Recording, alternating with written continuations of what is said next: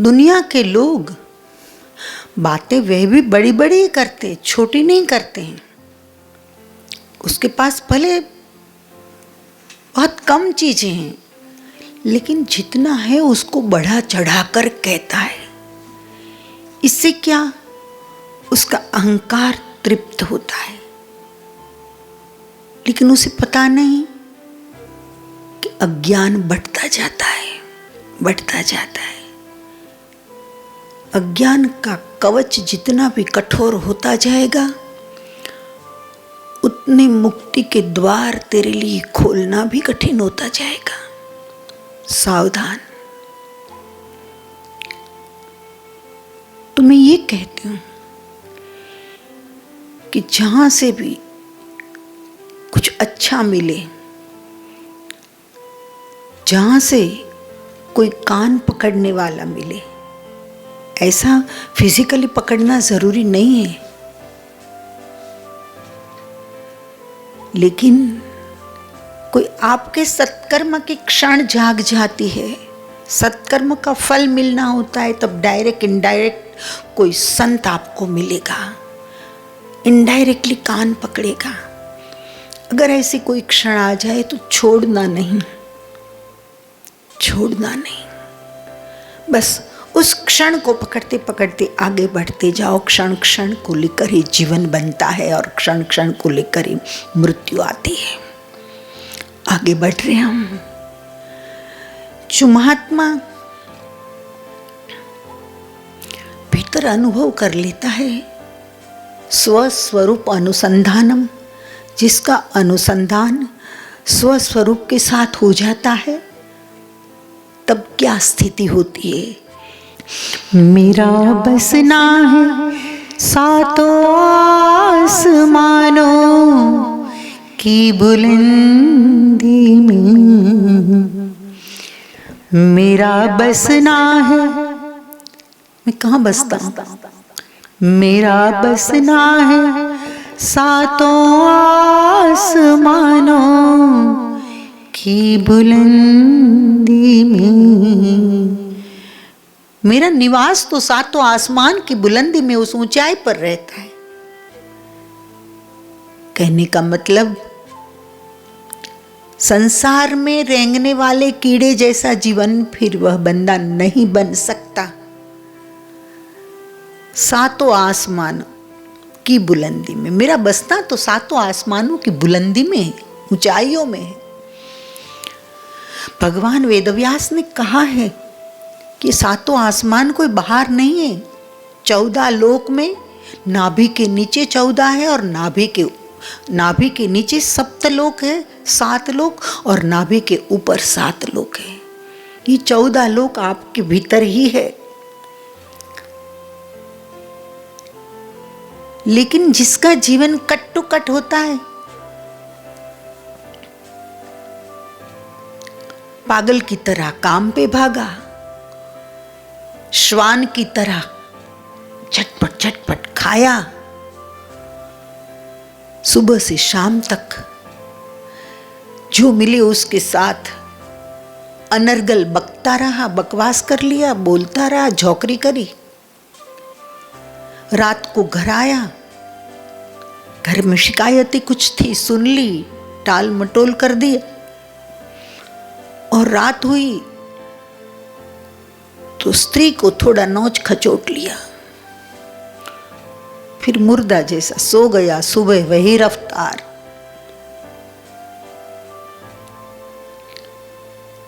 एक गजल में मैंने लिखा है, झूठी तसल्ली कब तक, झूठी तसल्ली कब तक, आखिर ये काम कब तक, झूठी तसल्ली कब तक, आखिर ये काम कब तक। मैं खाना खो गया है, मैं खाना खो गया है, मैं खाना खो गया है, सागर का जाम कब तक, झूठी तसल्ली कब तक, आखिर ये काम कब तक, आखिर ये काम कब तक, आखिर ये काम कब तक, आखिर कब तक खुद को झूठी तसल्ली देते रहोगे? कब तक? नौजवानों को हम कहते हैं ना कि साधना में बैठो, ध्यान में बैठो, सत्संग में बैठो, तो कहते ये तो सब बुढ़ापे में करने का काम है। अभी तो जवानी है, ये दुनिया है, मौज मस्ती का समय है। मौज मस्ती करते करते करते एक दिन ऐसा आ जाता है कि बंदा मजाक बन जाता है। तब होश भी आए तो भी बहुत देर हो गई होती है, शरीर क्षीण हो गया, 10 मिनट भी स्थिर नहीं बैठ सकता है। ध्यान तो क्या करेगा 1 घंटे तक, 10 मिनट भी बेचारा नहीं बैठ सकता है, कमर में तकलीफ है। किसी को कोई तकलीफ, किसी को कोई तकलीफ। आचार्य शंकर ने कहा ना कि फिर वृद्धावस्था में तू पढ़ने बैठेगा। हमारे शास्त्र तो अथाह है, अताग है, अनंत है। वेदांत में भरा हुआ दर्शन इतना सूक्ष्म है कि तेरे अनेक जन्म भी कम पड़ जाएंगे अगर तू समयसर नहीं जागा तो बुढ़ापे में आचार्य शंकर कहते हैं कि फिर अंगम गलितम फलितम मुंडम दशन विहीनम जातम तुंडम। अंग तो तेरे गल गए, पलितम मुंडम सर पे बाल नहीं बचे, दशन विहीनम मुंह में दांत नहीं बचे। अंगम गलितम फलितम मुंडम दशन विहीनम, मंत्र बोलना है लेकिन जानने पर भी सही उच्चारण नहीं हो पाएगा क्योंकि मुंह में दांत नहीं है। दशन विहीनम जातम तुंडम, वृद्धो याति गृहीत्वा दंडम, वृद्धावस्था आती है। पशु में भी नहीं और इंसान में भी नहीं। आप कहेंगे ऐसा क्यों? ऐसा ही है ना, पशु को 4 पैर होते, आदमी 2 पैर पर चलता है। लेकिन शंकर ने कही ऐसी स्थिति जब, आदि शंकराचार्य महाराज ने जो कहा, ऐसी स्थिति जब आ जाती है तो गृहीत्वा दंडम, 3 पैर, 1 लाठी और 2 पैर, 3 पैर से चलना पड़ता है। वृद्धो याति गृहीत्वा दंडम, ये तो सब ठीक है, लेकिन तदपि न मुच्यते आशा पिंडम, फिर भी आशा के पिंड को छोड़ता नहीं है क्योंकि जीवन भर जो बंदे ने किया है ना वही करेगा। बीच में झाग गया तो धन्य भाग आपके, बाकी तो जीवन भर जो किया है वही करेगा ना। वो नया कैसे कर पाएगा? उसकी जहन में ही नहीं उतरेगी बात। जहन तो बहुत दूर की बात रही, उसकी हलक में ही नहीं उतरेगी, उसके गले नहीं उतरेगी बात। अंगम गलितम पलितम मुंडम दशन विहीनम जातम तुंडम, वृद्धो याति गृहीत्वा दंडम, तदपि न मुच्यते आशा पिंडम। ऐसी स्थिति हो गई है शरीर की, फिर भी आशा के पिंड को छोड़ नहीं सकते हैं। नई आशा बनाता जाता है, नई आशा बनाता जाता है, नई नई आशा है। भज गोविंदम भज गोविंदम, गोविंद भज गोविंदम मूढ़मते, भज गोविंदम भज गोविंदम भज गोविंदम मूढ़मते। जो लोग अपने ही भीतर के ऊपर के सप्तलोक को जान चुके हैं और नीचे के सप्तलोक को जान चुके हैं, स्वस्वरूप के साथ जिसका अनुसंधान हो चुका है, वे लोग कहते हैं मेरा बसना है, मेरा बसना है सातों आसमानों की बुलंदी में। और एक बार यह अनुभव हो गया, फिर कोई उसे बोले कि अब तू दलदल में फंस, नहीं फंसेगा। क्योंकि एक अनुभव हो गया कि हाइट क्या होती है, ये बुलंदी क्या होती है, ये दिव्यता क्या होती है, ये सातों आसमानों की बुलंदी में बसने का आनंद क्या होता है, वहां की शांति, भीतर का एकांत, गहन मौन, इच्छा मुक्ति, संतोष का अनुभव, ये सब चीजें एक बार जिसने जान ली वह तो फिर ऐसा हुआ कि नदी मिल गई समंदर में। अब नदी का अस्तित्व ही मिट गया, नदी का अलग से परिचय मिट गया, फिर तो सागर बन गई, खत्म। मेरा बसना है सातों आसमानों की बुलंदी में, मेरी ये राज हस्ती तो समंदर से भी गहरी है। कोई आपको कहे कि आपका परिचय दो, तो क्या परिचय दोगे आप, क्या देंगे परिचय? घोषणा हो गई, घोषणा हुई न हुई बाद की बात है, लेकिन अनुभव हो गया कि शरीर मिला है वो उधार है, माँ बाप की ओर से मिला, नाम मिला उधार है, आए तब तो थे दिगंबर की दीक्षा लेकर, बाद में जो कुछ भी मिला दुनिया की ओर से उधार ही है, सब समझ लेना। लेकिन कुछ लोगों का स्वभाव हो जाता है, उधारी करते जाते उधारी के बिना उसे मजा नहीं आता है। हर गली में एक एक तो निकलता ही है मांगने वाला उसके पास। उधारी में मत जियो दोस्तों, बाहर आ जाओ, जाग जाओ। ये मार्ग बहुत सुंदर है, बहुत सुंदर। जीते जी मोक्ष की अनुभूति है। एक बार प्रयास तो करो। आप कहें कि प्रयास किया लेकिन मन बार बार भटक जाता है, तो कोई बात नहीं, प्रयास में सघनता लाओ, प्रयास में समग्रता लाओ, प्रयास में एकाग्रता लाओ।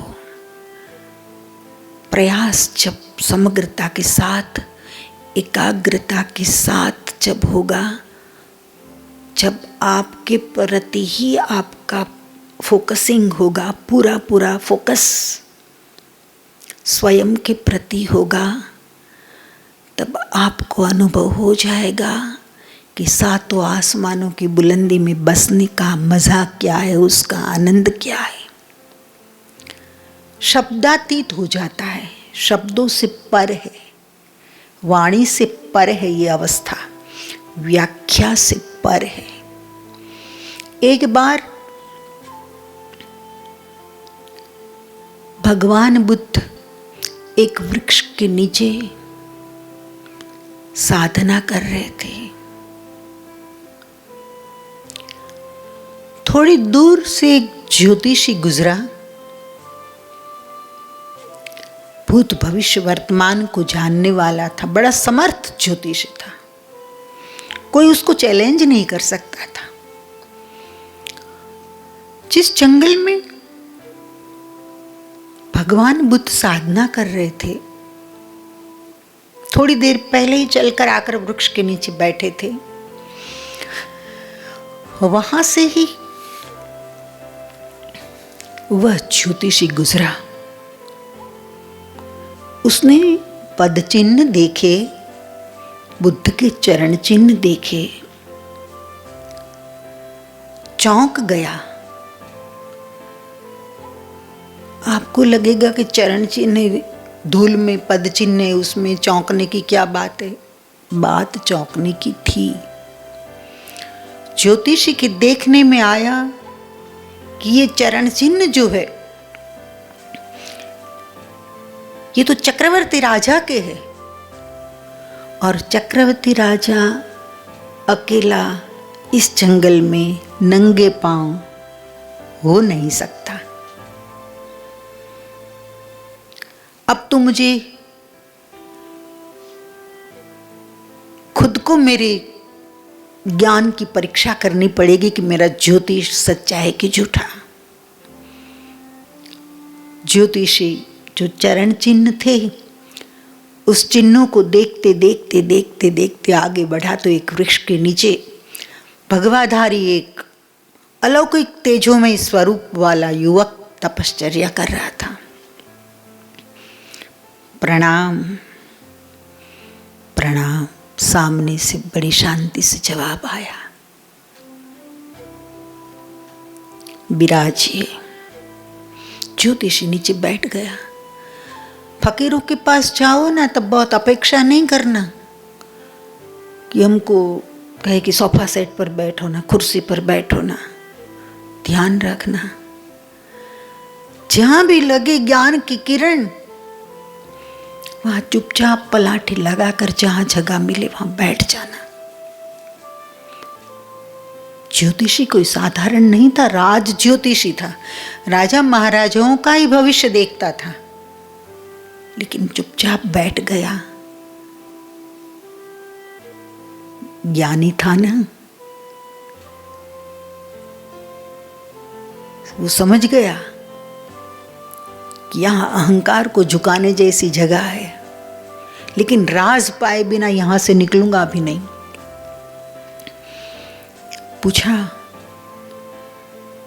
महाराज आप कौन हैं? आपका नाम क्या? आपका परिचय क्या? बुद्ध को हुआ ये मेरा नाम पूछ रहा है। नाम तो उधार, परिचय भी उधार, शरीर भी उधार। इसको परिचय दूं क्या? अगर जवाब नहीं दूंगा तो बुजुर्ग है, ज्योतिषी है, उसका अपमान होगा। उसे लगेगा कि मैं उपेक्षा कर रहा हूं, अवॉइड कर रहा हूं, इग्नोर कर रहा हूं। कुछ क्षण रुककर बुद्ध ने कहा अपना परिचय देते हुए, मैं स्वयं होश हूं। अवेयरनेस इटसेल्फ, स्वयं होश हूं। ज्योतिषी ने पैर पकड़ लिए। बात भी सही थी कि जागृति के सिवाय तो कुछ नहीं, तखल्लुस किसको लगाओगे? मुझे पगली कहो या प्रेमिका, कुछ भी नहीं लाजिम, कुछ भी योग्य नहीं है। हम तो मिट चुके,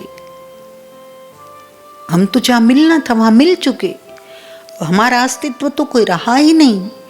फिर भी आप जानना चाहते हो तो मैं इतना ही कहूंगा कि मैं होश हूं। पैर पकड़ लिए ज्योतिषी ने और फिर विनती की, निवेदन किया कि महाराज मेरी विद्या आज कसौटी पर है। अगर आपके अतीत का परिचय आप नहीं दोगे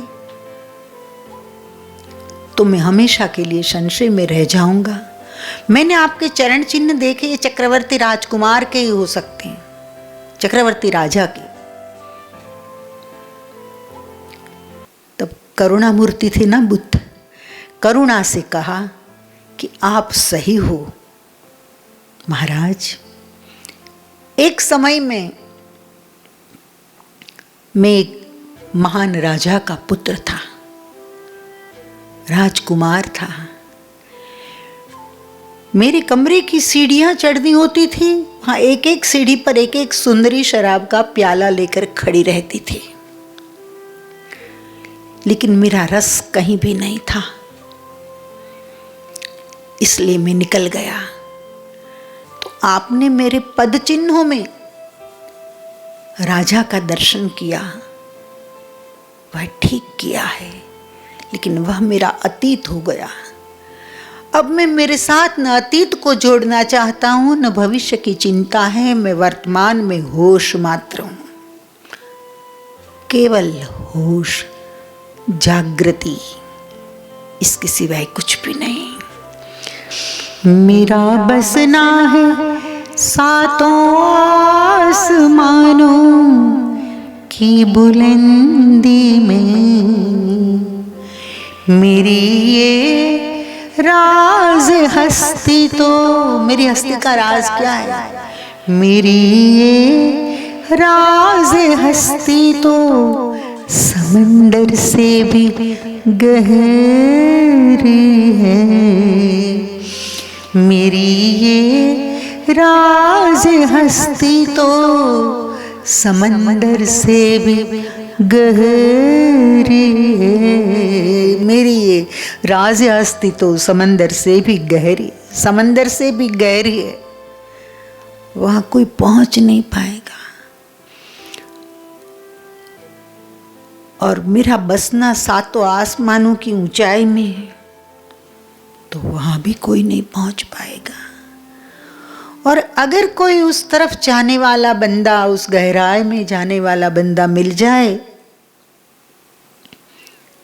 तो थोड़ा नाच लेना, थोड़ा खुश हो लेना, समझ लेना नंद घेरा आनंद भयो, जय कन्हैया लाल की, तब भीतर में आनंद भयो, ये समझना। मैं कह रही हूँ, ये कितने लोग समझेंगे ये मुझे पता नहीं है, लेकिन कह दिया तो कह दिया। अब तो